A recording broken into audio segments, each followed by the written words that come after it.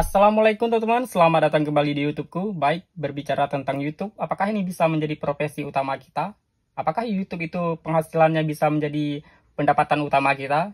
Seperti itu teman-teman ya. Jadi ini video ini cocok banget buat teman-teman yang mungkin lagi berjuang ngejar 1000 subscriber dan 4000 jam tayang untuk memonetisasikan YouTube teman-teman tersebut ya.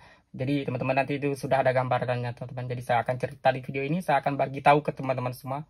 Oke, gimana sih rasanya YouTube kita itu setelah dimonetes? Oke, jadi berbicara tentang apakah ini bisa menjadi profesi utama kita, itu tergantung teman-teman ya.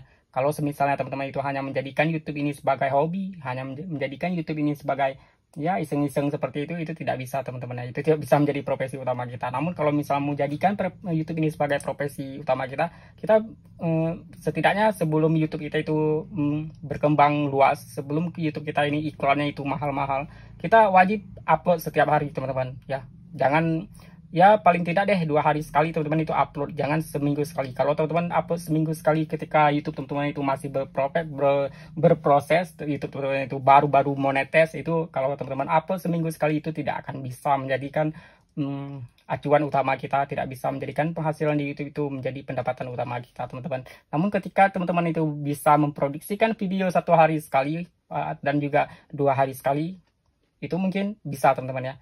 Karena pembayaran di YouTube itu tergantung segimana banyak video kita teman-teman. Nah ini banyak sekali saya lihat orang-orang baru monetes, dia itu mengeluh teman-teman. Mengeluh karena nilai RPM pendapatan iklan mereka itu yang dibayarkan ke konten mereka itu sedikit. Kenapa demikian? Karena mereka itu tidak paham teman-teman. Mereka itu langsung mengeluh karena mereka mengira itu video-video lama mereka yang sudah diupload dari awal dia ngebangun YouTube sampai dia monetes itu akan dibayar. Tidak teman-teman. Namun pembayaran itu baru dimulai ketika teman-teman itu baru dimonetes. Hari ini dimonetes, 2 hari kemudian baru YouTube teman-teman itu mulai masuk pendapatannya teman-teman.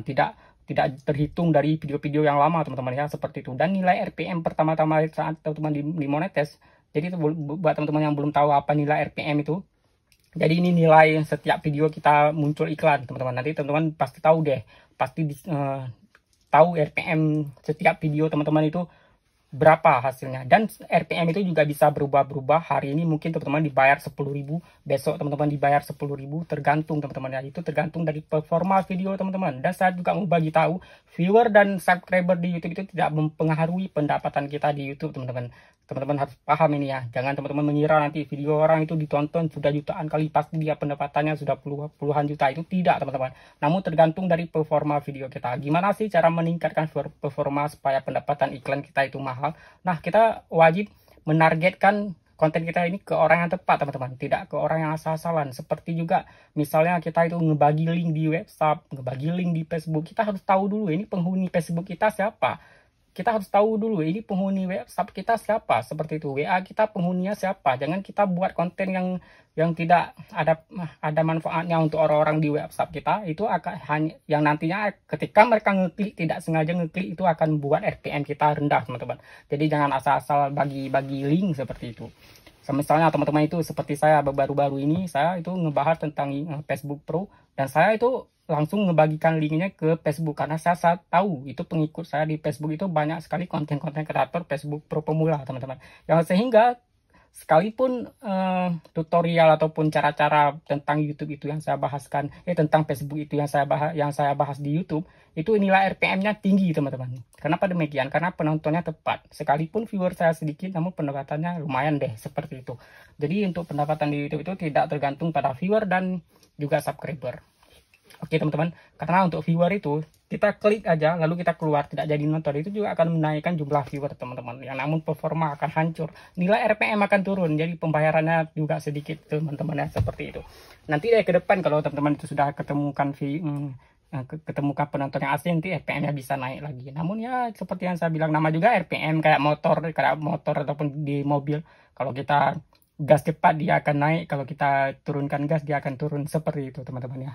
Oke, nah lanjut, apa lagi nih kita mau bahas? Saya tidak tahu bahas apa lagi nih teman-teman. Oke, lanjut, apakah ini bisa menjadi profesi utama kita? Ya seperti yang saya bilang tadi teman-teman ya, kalau kita upload seminggu sekali itu tidak bisa, namun kalau kita upload sehari sekali itu bisa teman-teman ya. Dan apakah pendapatan di YouTube itu bisa menjadi penghasilan utama kita? Bisa, teman-teman. Kalau kita itu bisa memproduksi video-video yang bagus. Tidak jauh deh. Coba kita lihat orang-orang yang kontennya itu musik, teman-teman. Nah, teman-teman perlu tahu itu untuk membangun sebuah studio, untuk dia memproduksikan musik itu alatnya tidak murah, teman-teman ya.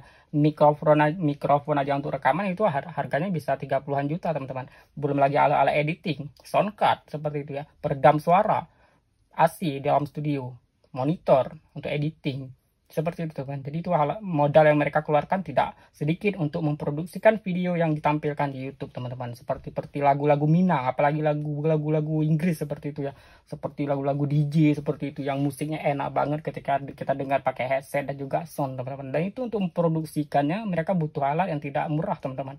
Alat mereka itu mahal-mahal, mixer mereka pakai itu bisa ratusan juta, teman-teman ya. Jadi di situ saja kita sudah bisa ada gambarannya apakah ini pendapatan di YouTube bisa menjadi profesi utama kita, teman-teman. Ya, seperti yang saya bilang tadi, tergantung deh apa yang kita buat di YouTube ini, teman-teman.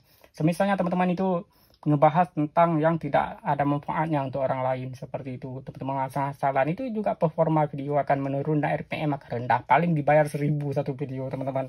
Namun ketika teman-teman itu ngebahas tentang apa itu handphone ataupun atau yang mobil seperti itu, nah itu nilai RPM-nya akan tinggi, teman-teman. Kenapa demikian? Karena pengiklan ini tahu dia, ini pasti yang nonton video mobil ini, tentang mobil ini, yang nonton tentang handphone ini bukan anak-anak, teman-teman. Jadi orang-orang dewasa gitu. Jadi dia tahu target iklan mereka, teman-teman. Maka itu bisa terpasang di video kita. Jadinya RPM juga tinggi, teman-teman ya. Dan juga tentang konten-konten yang lain. Pokoknya ya intinya gini, teman-teman ya, untuk menaikkan RPM supaya pendapatan itu bisa menjadi penghasilan utama kita harus tahu deh target penonton kita, teman-teman, supaya juga pengiklan bisa menargetkan penonton iklan mereka juga, teman-teman, seperti itu. Misalnya teman-teman itu ngebahas konten mainan anak-anak, nah itu RPM-nya biasa akan rendah, teman-teman, karena ya mereka tahu ini yang iklan di YouTube kita ini pasti nanti dinontonnya sama anak-anak, jadi RPM-nya juga rendah, bayaran untuk kita juga rendah, teman-teman. Jadi kalau teman-teman mau naikkan RPM yang tinggi, ya bahas-bahas tentang yang mewah-mewah seperti itu, bahas mobil. Coba kita lihat-lihat artis tuh, sekali mereka ngebahas mobil, ngebahas ini, ngebahas itu, ngebahas tentang rumah, nah, gitu, teman-teman. Jadi iklan yang tayang di YouTube kita juga itu besar, teman-teman. Namun kalau kita tidak bisa yang demikian, ya kita bisa membuat channel-channel lain yang bisa membuat penonton itu betah, tidak nge-skip, teman-teman. Itu juga sudah lumayan, tidak perlu banyak, mungkin kita bisa menghasilkan 3 juta sebulan aja sudah cukup, teman-teman ya. Oke, jadi cuma ini yang bisa saya bagikan di video kali ini. Buat teman-teman yang masih berjuang itu semangat terus ya, tidak usah mundur, teman-teman ya. Langsung gaspol terus, upload terus, jangan berhenti sebelum bisa dimonetisasi. Oke, jadi video saya akhiri. Assalamualaikum warahmatullahi wabarakatuh. Bye bye.